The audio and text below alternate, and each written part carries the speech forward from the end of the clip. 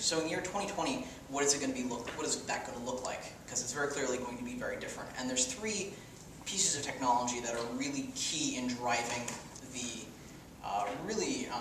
sort of groundswell changes in how people read books and how people buy books. And the first one of these is obviously the internet.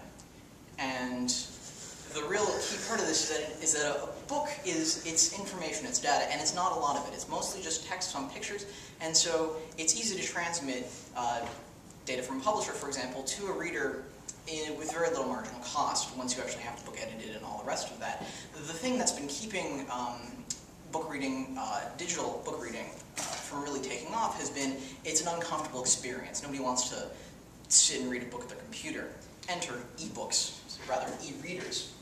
And so what e-readers enable is a comfortable book reading experience. A good e-reader is available now for $100. In 10 years, it's easily conceivable that e-readers will be given away free, at a loss, by Amazon, Barnes & Noble, and all the rest of these companies, basically in order to then generate revenue from the sale of the books. And it is my strong belief that the future of e-retailing will take place, book retailing will take place through e-readers.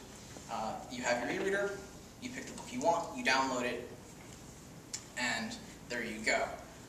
This eliminates the need for distribution, it eliminates the need for inventories, and a lot of other costs that are associated with books. So books will most likely be available cheaper and faster to anybody who has one of these devices. The other big piece, now who here likes to read? Alright, now who here likes books, like the actual physical book? Alright, so this is where the solution for you comes in. This is the print-on-demand machine, or POD. One of these is currently available from IBM for $75,000, which puts it within the reach of successful small businesses and also large corporations. And what this does is this, from a database of Google Books, public domain books, and also publisher networks, can print any book that you want that's available in less than 5 minutes. So the future of buying books that you want to read in rather physical form will be to go to a kiosk or a bookstore, Barnes & Noble, and strip mall that will have a small footprint.